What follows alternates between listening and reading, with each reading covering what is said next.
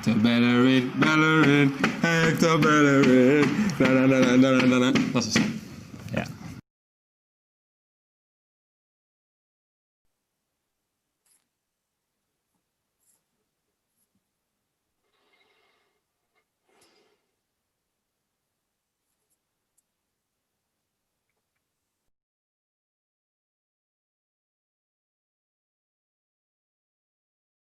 All right, everybody, the after party continues, and oh, what a party it is. All right, welcome to the latest episode of Saved by the Bellerin, the Arsenal football podcast, video podcast here on the Sports Talk Line Network. I'm Raphael, joined by my UK contingent, Sam to my left. Welcome, Sam. Hello, mate. I hope everything's good. I am well, thank you. And Ryan below him. Welcome, Ryan. Good to see you again. Hello, I'm ready to have a after party. Yes, okay. In this episode, we will discuss, we're in the party afterglow. We don't want it to end. We want to see this man on the pitch. Topic 2, is this the end of Aouar? We're going to go a little in-depth in the fallout from that fallen transfer. The domestic window is still open until the 16th. What possible moves does Arsenal have? Ingoing, maybe several outgoings. But those come later. First, let's come back. Ryan, let's come back. We're all exhausted at the end of Monday, but here we are on Friday. How many times did you find yourself saying, just waking up or just kind of stopping in the middle of your day and saying, we have Thomas Partey. It's real. It's happened. I mean, it fully hasn't sunken in yet. We waited so long to be able to say it, and now it's here. It's has it happened? Is it real? Kind of thing. I'm sure I speak for both of you. I was shattered for 2 days after Monday. Yeah, the emotional roller coaster of the whole window, and then Monday, the desperation and the disappointment of the first reports coming out of saying, oh, we're not signing anyone, it's most likely outgoings. And then the incredible high of the first few reports of Arsenal have activated his release clause.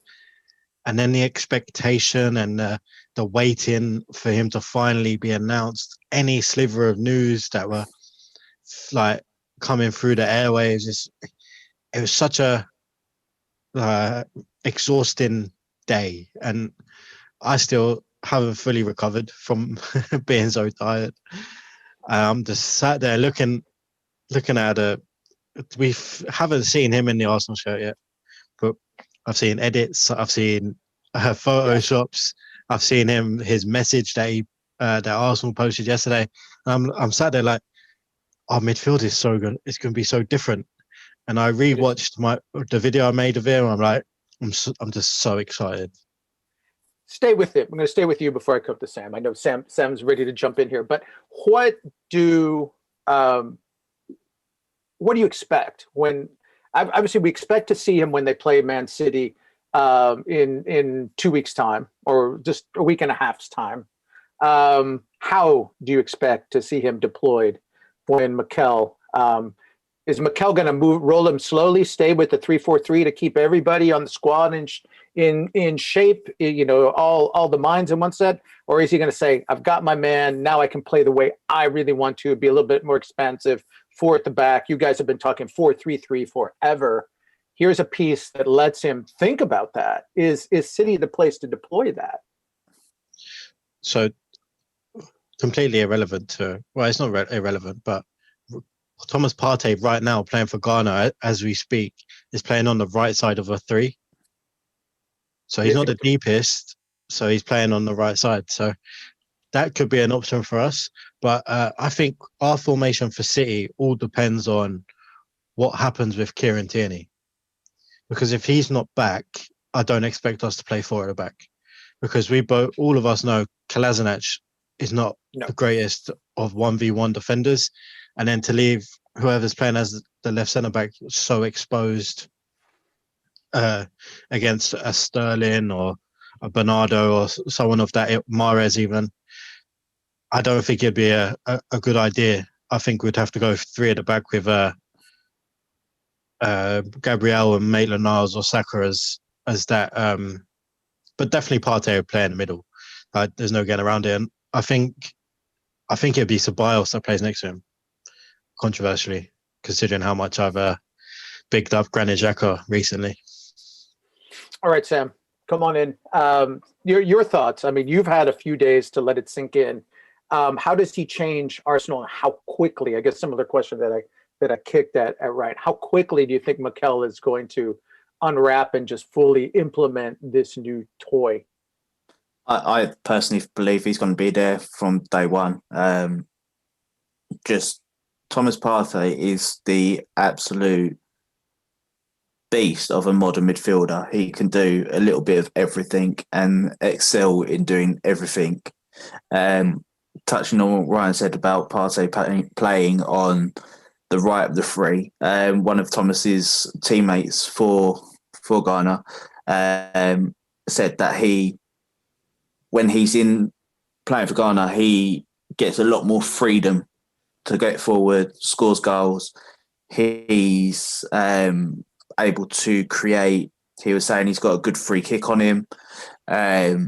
Just all round, Thomas pretty much runs the Ghanaian midfield. And as we all know, in regards to what he done at Atletico, that was superb within itself. And it shows that he can play both roles very, very well. And for us, him coming back, his English is spot on. So he's going to have no issues communicating with teammates around him. So that's a big plus. So that would integrate him to the team from day dot when they all get back. Also, same with the formation, as Ryan said, with Tierney. I personally believe that he's going to be available because, as we all know, he's tested negative. Arsenal are looking for further tests to be done. Expect them to come back as negative as well. So hopefully we do see a 4-3-3.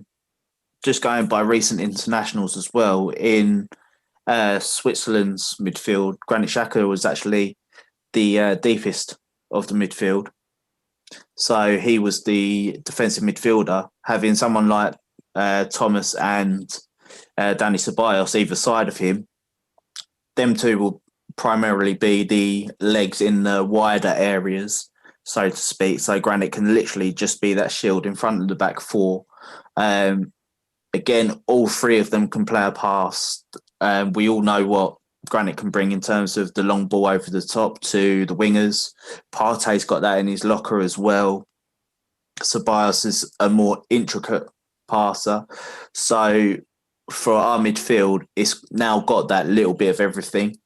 Obviously, we would have liked Aouar, but having Dani Ceballos is still a big plus in there for us. So against Man City, they're quite depleted squad-wise anyway at the moment.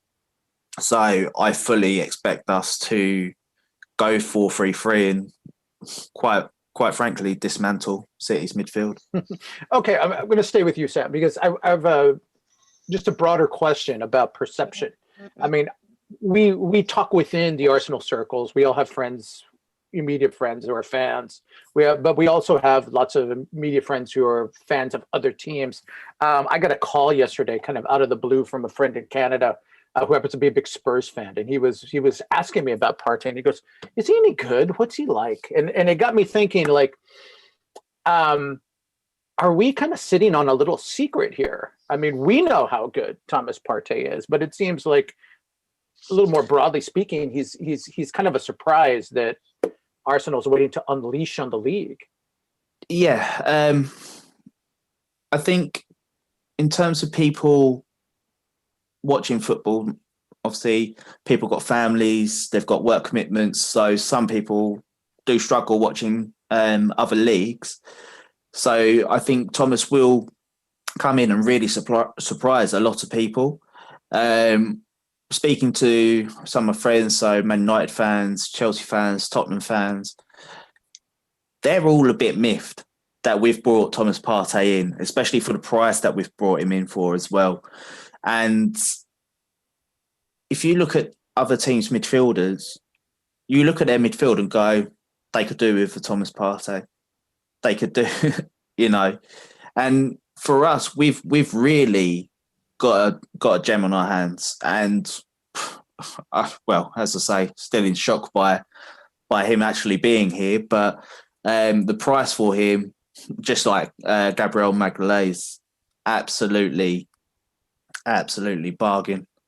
So I think Thomas from day one is going to come in, show his worth, and the league is going to be very surprised and shocked by what Arteta deploys, I think. So, yeah, it's going to be good times for Arsenal fans as we beat the drum with the saying, Arsenal fans will Partey. All right, Ryan, last word here, because again, we talked about perception, we talked about process. In the aftermath of this move, I just I shake my head and yet I smile at the same time. Continued reports from Spain that Atletico Madrid is not happy with the way the process turned out. I mean, you're smirking, you're smiling. I mean, we talked about this. We read reports for months and months that Atletico's put on this front. They're not going to negotiate. The only way that he's going to go is if Arsenal triggers a release clause, and lo and behold, on transfer day, they trigger the release clause, which means they don't have to talk to Atletico at all. Run with it. No. And they got what they deserved because they were so adamant and arrogant about us not being able to pay the clause.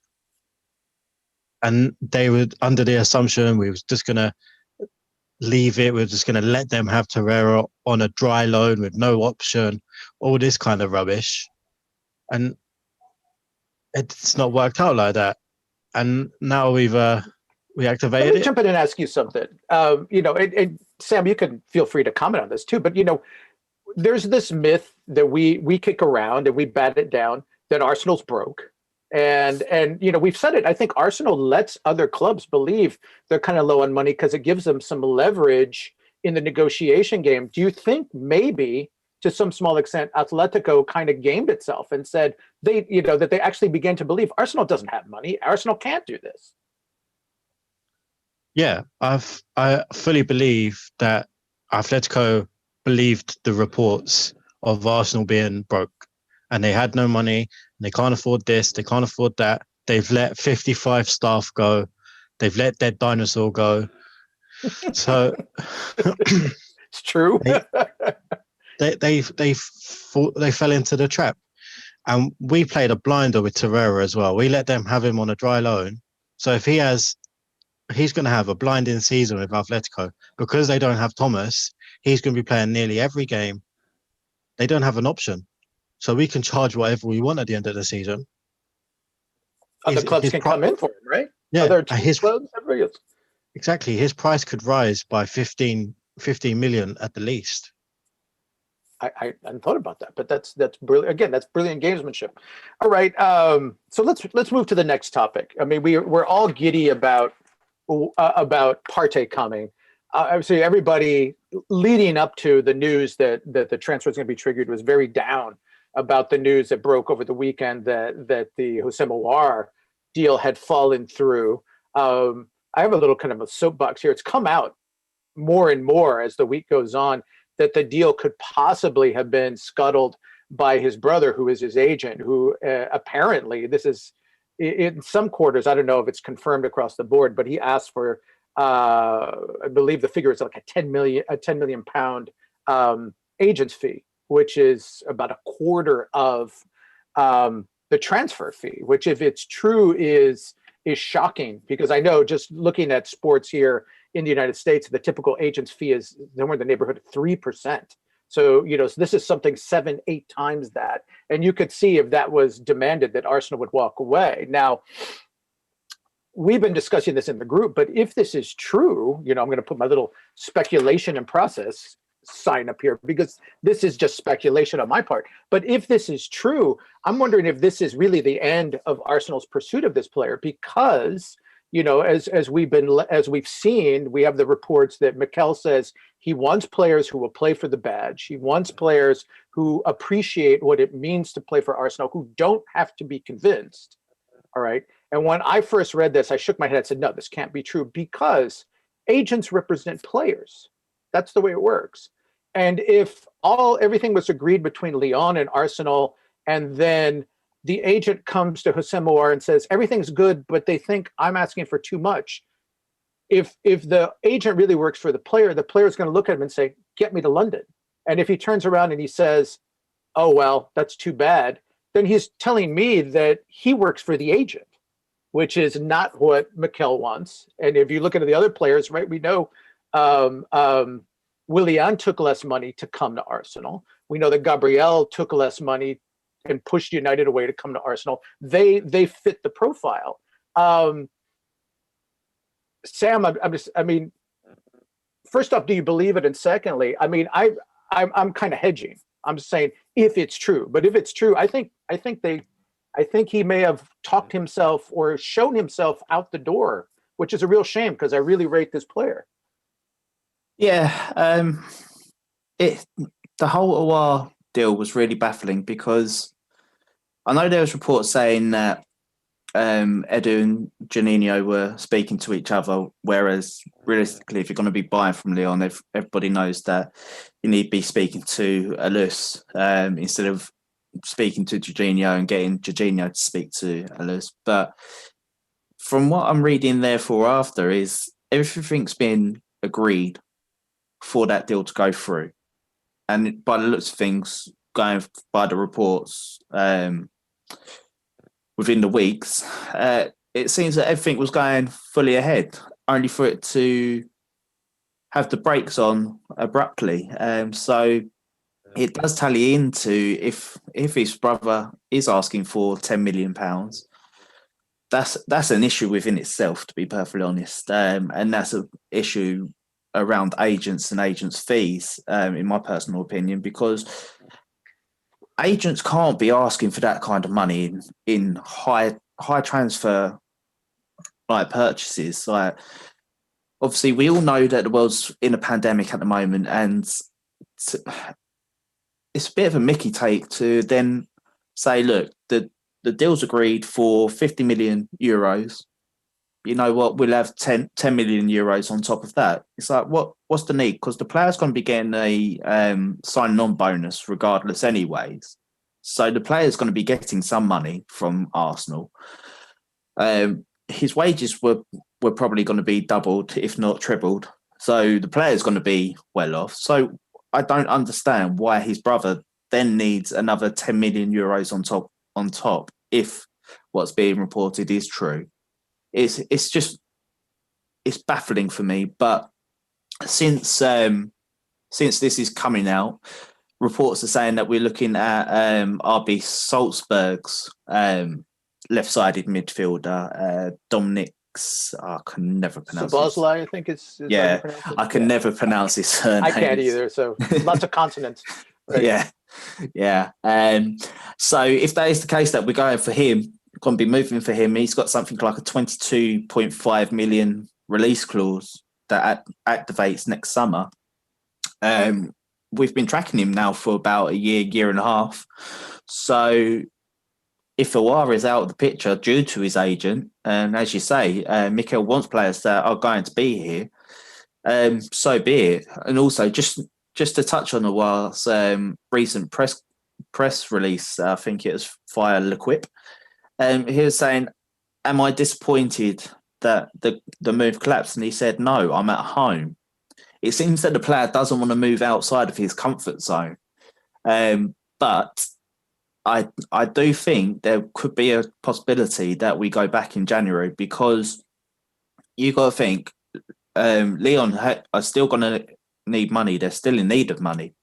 They have no viable way of raising that money that they need. They are going to still have losses incurring until fans are back into the stadiums. So I think that if we was to go into with, say, a 30 million bid with 10 add-ons, I reckon Lyon would take that at this point in time, to be perfectly honest. But I don't know. We'll have to see what leads up to January. But as you say, I think the ship may have set sail. All right, Ryan, similar question to you, because again, let's take Sam. Sam raises a perfect point. If the deal was all agreed and then the agent torpedoed it, you have to imagine that Olas and Juninho are just sitting there aghast. Their club needs money. They think money's coming in, and then somebody outside the club takes that away from them. I mean, we're disappointed. I imagine they've just got to be like biting their lips but trembling. I mean, their club needs money. It's that simple. But let's go back. Let's say Arsenal try to go in January for less money. What prevents, if again, we're speculating, if the brothers' demands killed it in August, what's going to prevent that from occurring in January? I mean, to me, this is like kind of like Anelka, the Anelka leaving and Adebayor leaving, where they got family in their ear saying, hey, you're at Arsenal, you're thriving, but the grass is greener somewhere else. This is like a preemptive version of that. I think if Aouar had his heart set on joining Arsenal, which was reported in those reports as well, I think he'll tell his brother to stay away from negotiations, and he'll be represented by his actual agency rather than his brother as well. But then just piggying back off Sam's point about Leon needing money, there was a report today that said the French league are set to lose on millions through failed TV deals. So they're not going to be getting TV money or anything. So Leon are going to be in desperate need of some money coming in. And if he can sort his brother out or get his agency to actually represent him properly, I can see us making having a go at him again in the January window. Okay, and it's not that far away. We're looking at 10, 11 weeks because everything has shifted so late. So if we're going to be talking about this again before too long, if we stop talking about it at all. All right, let's move to the next topic. The domestic window, Sam, is still open until the 16th, so there's still a week. We could be talking about this next Friday, looking at possible late moves. There are some players, young players, who need to be sorted. We were talking about this late on deadline day that Arsenal made an attempt to loan William Saliba back to his old club, Saint Etienne. That didn't come through. He needs playing time. He's still here. I imagine the club is working to find him some support, emotional support, to help him adjust. But they also need to find him a situation where he can play. It's vital. He's 19. He needs to play week after week after week. What's a possible multiple landing spots for him in this next week? Me personally, I would have liked him to have gone to Leeds when the reports were about that Leeds were interested. But ultimately, what's being branded about now is Brentford and Watford. So if he goes to Watford's training ground is literally right next door to London Colney. So we would literally be able to track his progress in training. But ultimately, what we want for him is for him to have playing time, consistent playing time. So I think either of them teams are a good team for him to go to. Obviously, Arteta's got certain criteria that he wants William Saliba to work on. But yeah, it'll be interesting to see how he does in the Championship because it's a bit more physical than the Premier League. I suppose I've read today that Arteta wants him to be a bit maturer in his performances. How that can be interpreted is anyone's guess, but for being a young kid, I think the adaptation period to English football, a year out on loan wouldn't do him any harm, playing consistent football as well. But for me personally, I would have liked to see him stay over some of the centre-backs that we've got. But obviously, due to the circumstances that we couldn't shift them, it's Saliba that's going out on loan. So if I had to put my money on one of the teams of him going to, I would probably say Brentford. Ryan, you've had some actual contact experience with the Brentford organization.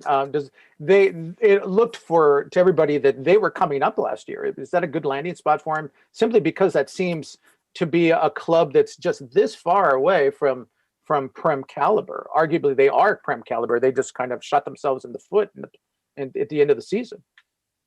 Yeah, and I know that club really, really well. It's my local professional team.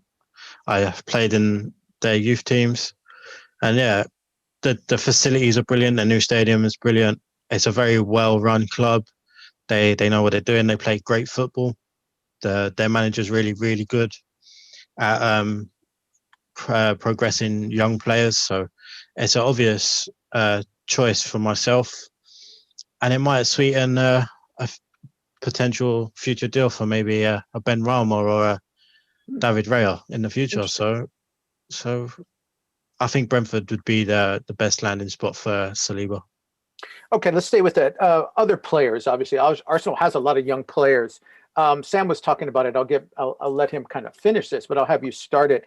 Other young players that you see being loaned out in this last week of the domestic window, and even veteran players. You know, a player like Callum Chambers was rumored to be going out. He didn't go out, at least by the international or the European window.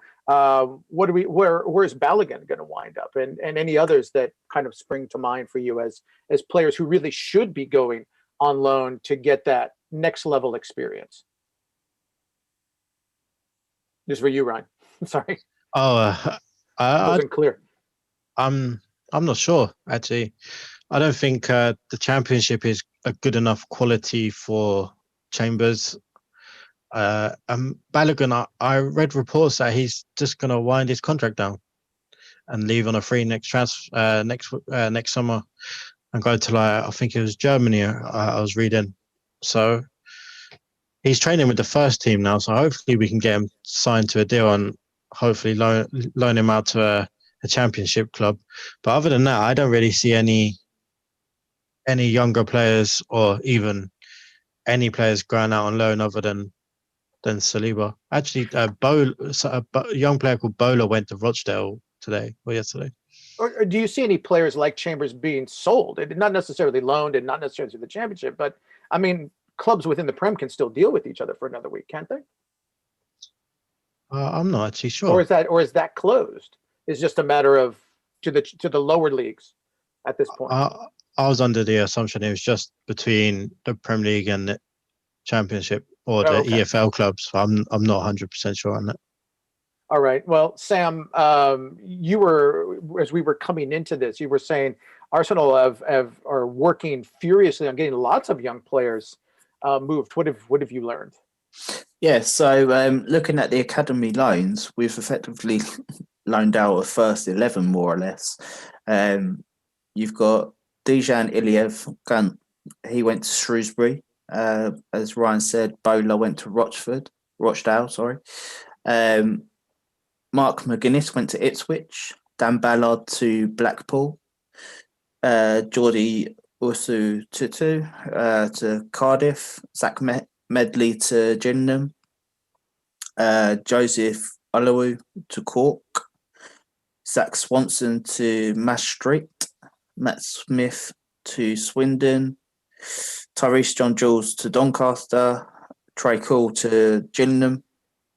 Ben Sheaf to Coventry.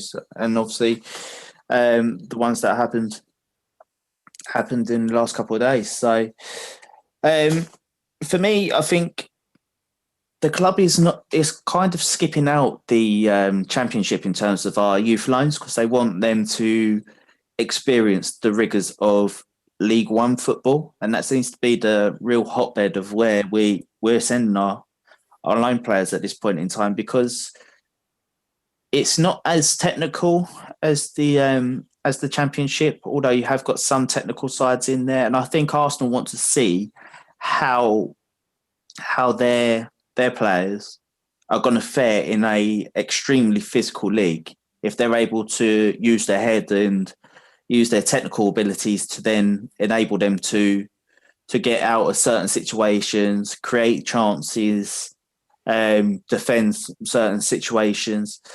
against physical men, essentially. So I think the club has got the right mentality and thinking in that essence. So it will definitely be interesting to see how our players are getting on. Just speaking of Trey Coyle, and John Jules both seem to be doing extremely well for their respective clubs. So yeah, as I say, it'll be interesting to see how they progress through the season and whether Arsenal take the view of they'll leave them there for the season, or whether they'll say, okay, I think you're good enough to try and have that step up into the Championship. So recall them and see the Championship clubs that come in for them and send them there. But as I say, if the clubs that have been listed are all very interesting, and just touching on Ipswich, because that's kind of local to where I am. I think Mark McGuinness in that Ipswich backline is going to be exceptionally good, because Ipswich over the last couple of years been shipping goals and soft goals left, right, and centre. So I definitely think he will be one to be kept on his toes in that essence for them. So yeah, I think good loans all round, to be perfectly honest. All right, Ryan, let's wrap it up here. Again, we're at injury time. It's international break, but we know you guys were watching Thomas Partey. What are you guys looking for in this coming week? There's going to be another round of international matches. Partey, obviously, we're going to watch if we can watch him. Any other players you're keeping an eye on who are out on international break, hoping they stay safe more than as much as anything else? Yeah, I'm not a big fan of international football. I couldn't care less. As long as they come back healthy, not injured, and they don't have to quarantine, I'm happy. Sam, who are you going to watch? I hate international football, and I think 3 games in this 2 weeks, I think it's fast to call, to be perfectly honest with you. So yeah, I don't think international football should have been on, or it shouldn't be on during the season. So yeah, I think it's just a bit fast to call that. It's going ahead at this point in time, considering the whole world's in a pandemic and COVID is rife across the world. So yeah, yes. It's a bit of a joke. Yes, we're trying to get everybody back together, but we're glad you were all here. We're glad all of you joined us on Monday. It was an exhausting day, but at the end, it was a good day. We had a little bit of news that we wanted to break at the end of that. We are expanding. Again, we're glad that you follow us here in the pod. The pod's going to continue. The pod's going to get bigger. We love your questions. We loved all the cooperation. We had our first segment of fans on the program in the final hours. We're planning on doing more of that. We're rolling out some additional services, more video. We're going to be doing a live post-match sessions that we're going to have after every match going forward once the international break is continued. We're doing some subscription services, and as a little piece of candy, as a little thank you to you. Again, we're going to show this off. I'm going to hold it up, and then I'm going to have to mail it to Sam. It's going to make me cry, but it's going to make Sam very excited. One of you lucky followers out there, some future subscribers, can get your hands on this, which is a signed Kieran Tierney top. We're going to make that available. We're going to draw it sometime later in the season, but here it is. You can see it. There it is. I know these guys want to get their hands on it. I'm really loath to give it up, but it must go to its logical home. Gentlemen, do you have anything else to add? I mean, again, we really loved having fans on. I know you guys are getting a lot of questions, a lot of requests to have more people on the show, and we are working on making that a more regular feature of the Saved by the Bellerin podcast. Sam, we'll start with you. Yeah, it's going to be obviously exciting moving forward with the podcast, because obviously after shows we'll be able to give you that immediate tactical analysis breakdown within the games. Obviously we want to have your questions. Obviously there'll be more details released regarding the subscription services in the coming days, week or so. You'll be able to have access to us 24/7 in a certain tier of that via WhatsApp. So yeah, you'll be able to have a place to come and hang out after a game live with us. Obviously, we love speaking to you guys. We want to speak to as many of you as possible, if I can get my bloody words out. So yeah, it's big news for the podcast, big news for you guys, because obviously we'll be able to give yourselves more, and yeah, just exciting times ahead. Ryan, final word for you. Get the final word this week. Again, you're being bombarded with requests and questions, and again, you've done most of the videos for us, so that's going to be a bigger feature going forward. I think people can look forward to that. But just I'll let you speak for yourself. I just want to say a massive thank you to you all for watching us, messaging us, following us on all social media platforms. You drive us to be better. So thank you again for just supporting us and joining us every week to listen to our opinions and chatting in the YouTube chat. It's great to see all the interactions we're all getting. I can only speak for myself, but I get numerous messages on Twitter and so forth, just asking for my opinion on certain stuff, and I appreciate it greatly, because not many people want to know my opinion on things. All right. So again, join us Tuesday. We'll unroll that out a little further. Hopefully by Tuesday, we'll know all the players are back safe and sound. We'll start aiming towards the City matchup, the resumption of Prem play.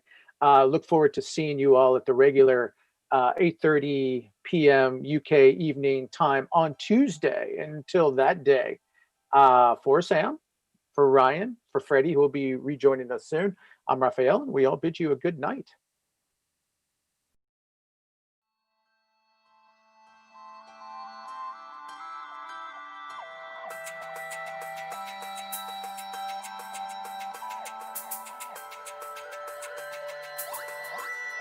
Nah.